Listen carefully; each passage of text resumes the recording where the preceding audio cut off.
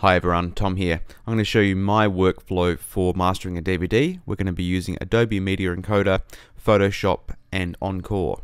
So we're going to start with our video file already created, and then we're going to turn that into a DVD. So first of all, we're going to open up Adobe Media Encoder. So we want to load our file that we want to convert by pressing the Add Source button up the top left here, or you can just drop your file into this box. And so we're opening our file, and by default it's going to use the last preset used, and I've created DVD last, but you might have something different there. So what you want to do is you want to go over to the preset browser and scroll down and find the DVD preset you want to use. This workflow can also be used to create Blu-rays. So in our case, we're going to scroll down to the DVD, and we're going to go down to POW DV Wide Progressive.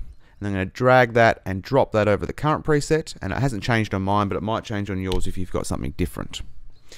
Now, this could create a DVD right now, but it won't be the best quality DVD, so I'm going to change some of the settings. So to change the settings, I'm going to click the preset name, and then it's going to come up with this here where I can change lots of things. I'm actually just going to move the playhead first to another part of the video. And what you'll notice is there's a black bar on the right and on the left, and that's due to the down conversion from HD to SD.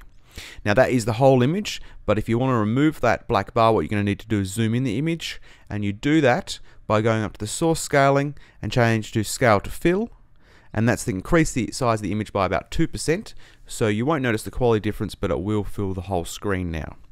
Other settings to make a good quality DVD are change the quality up to 100, get it to render at maximum depth, then I scroll down here, and I'm going to change the bitrate encoding to VBR 2 pass, so then it will have 2 goes at encoding it, and then I'm also going to go change the use maximum render quality. And so once I've done all that, that's going to get me the best quality looking DVD. So I'm going to go OK, and we're ready to encode. So I press the green play button, and you'll notice that down the bottom here it's giving you a preview of what it's outputting right now. And what it's going to do with the 2 VBR, the 2 pass, is that it's going to go and do it once, and about halfway through you're going to see it start again. So you'll get a better quality encoded DVD that way. So that is now finished, and if we want to see where our output files are, all you need to do is go click out where it says output file. And what we've got here is we've got our original video file. Then we've got our .m2v, which is the video component of the DVD. We've got our .wav, which is the audio component of the DVD. And then we've got this other file, xmp, which we're not going to use, but it's for chapter markers and other things like that. So what we're going to do right now is just close down Media Encoder because we're finished there. And then we're going to load up Encore. And in Encore, we're going to create a new project, and we're going to give that an appropriate name,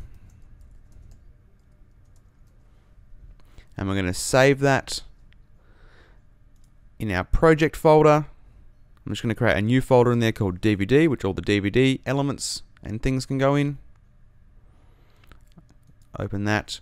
Now make sure you're selecting the right authoring mode, Blu-ray or DVD, and you can select Blu-ray if you're trying to make a Blu-ray. And correct television standard, which we're going with POW because we're here in Australia, so that's okay.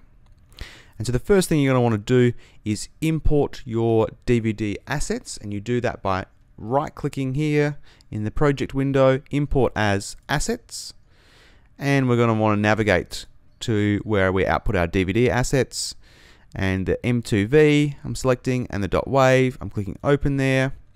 And what you'll notice is that once it checks it, it won't actually need to encode the video because it's already been done. So we're going to want to make what's called a timeline with these. So you draw a bounding box around them, you right click and go new timeline, and you notice now down the bottom here it's got a timeline, and I get to chat to people about what they're reading and recommend them a book. And if we play it back, then you can see the DVD there in a preview sort of mode. Now the DVD is ready to go, and if you burnt it right now, you would just get a DVD that plays the video back, but we want to create a menu.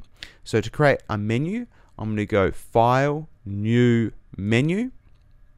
And what we've got here is a preview of the menu, and you can see it's a 4:3 aspect ratio. So I want to click on that and actually change that to 16:9. And then it's currently black, so what we're going to do is we're going to do some basic editing on this menu in Photoshop. So I'm going to right click on the menu and go Edit Menu in Photoshop, and that's going to launch Photoshop. So you've got your menu here, and I'm just going to do a couple of simple things. I'm going to change the background color. I'm going to go over and select the paint bucket tool from the toolbar. I'm going to change, I've already got it to white, which is what I want, but you could change the color by going to the foreground color. I'm going to change that to white, and then I'm going to create some text for both the name of the DVD. So I'm clicking the T for the text icon. I'm changing the text color to black, and this video is called Mockingbird Lounge.